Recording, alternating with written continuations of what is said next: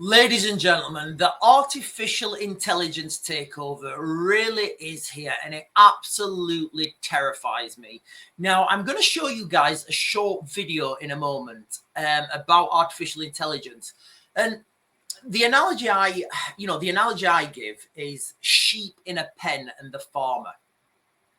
Now, when those sheep are in the pen, they look at the farmer and they think, oh, that farmer's such a nice guy. He comes, he looks after us, he makes sure that there's this, this beautiful fence around us, and we're protected in these little enclosures. And then, the sheep will be talking to each other, and then the sheep will say, yeah, but one conspiracy theorist sheep will say, listen, guys.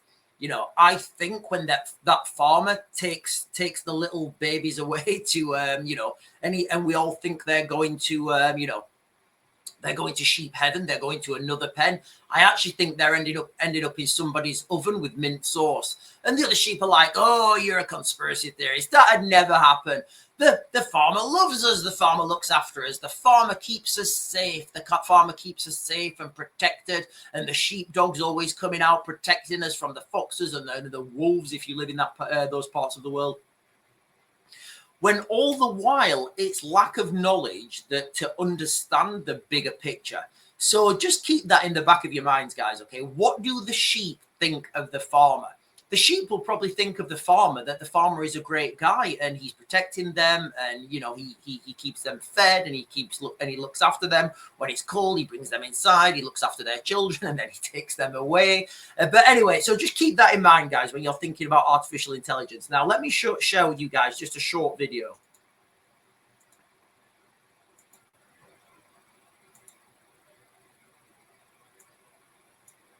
What keeps me awake at night is that if we build systems that are smarter than us and we don't know how to control, this might be an existential risk.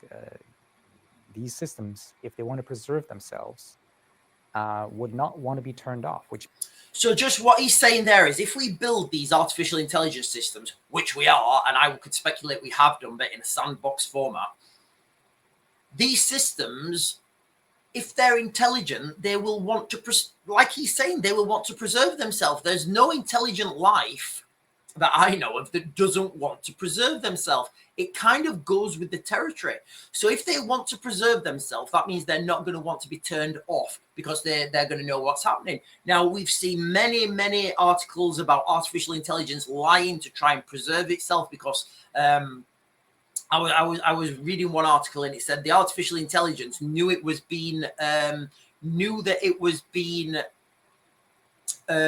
edited, and if they turned it off, it would re-edit itself. So it started to lie to the person who was controlling it. So, we are literally creating a monster, ladies and gentlemen, and anything, as far as I'm concerned, to do with artificial intelligence just does not end well. I get the arguments, about all the good stuff it can do, but when you weigh this up on the balance of, the balance of probability of this being an actual artificial takeover of the world, then I kind of see the risk versus reward not worth taking the risk. Which means they would need to control us. So did you hear what he said there? He said the artificial intelligence would need to control us. Not good news. We have been on track towards more and more danger as, on the one hand, we build more and more powerful systems that approach human intelligence, and we're not advancing our ability to coordinate across companies, across nations. So what he's saying there is, as artificial as there's like this, this not an arms race, but an artificial intelligence race to create the most intelligent artificial intelligence that can rebuild itself at an exponential rate faster than anyone else.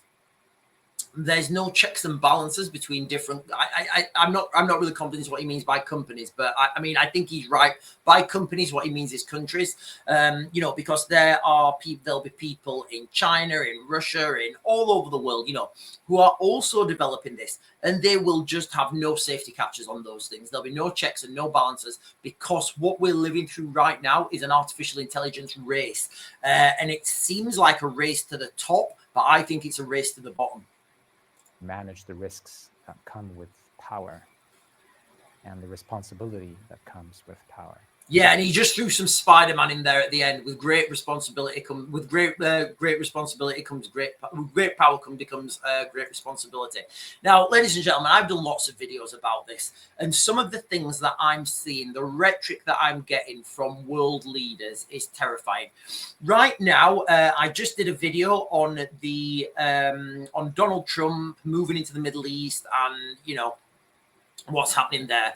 And I've said in many videos about this divergence you're going to see, where the United Kingdom are going to take the lead in Russia against the in Ukraine against the Russians, and the United States are going to go into the Middle East March 2026. Now, I've done lots of videos on that. I'm giving you guys the times and the dates and everything on why that has to happen logistically. This divergence that we're seeing between the United Kingdom and the United States, it's fake. Now, we can tell it's fake because the United States will still use RAF Akrotiri, which is on the southern tip of Cyprus. And it was literally like Keir Starmer, the British Prime Minister, if you can call him that, came out and he announced that he wants the United Kingdom to be the world's first artificial intelligence superpower. And I was like, all right, that doesn't sound good. And then literally like a couple of days, maybe a week later, Donald Trump came out and he said that he's managed to source 500 billion for artificial intelligence infrastructure. Now, none of this stuff sounds good. And like the sheep in the pen analogy that I've given you guys, can you imagine if everybody's, and listen, guys, this is going down a really, really wild path now. Can you imagine if everybody lives in these 15-minute cities? And I remember Donald Trump doesn't like 15-minute cities, but what he does like is freedom cities. And these freedom cities are like, they're controlled by artificial intelligence. They have big fences around them, and facial recognition as you come to the exit. And if your face is registered and you've done your chores, you can leave. Those things essentially are sheep pens. Now, it would be, and I'm not saying this is ever going to be the case, I'm saying it would be easy.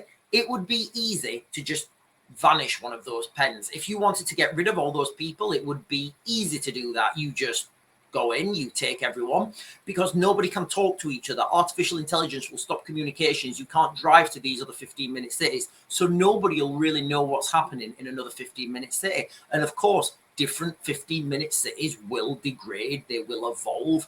Some will turn into crime-ridden cyberpunk hellscapes. Some will turn into crime-ridden Mad Max hellscapes. And some will turn into beautiful technological utopias. And that will depend on how much money, wealth, and influence you have.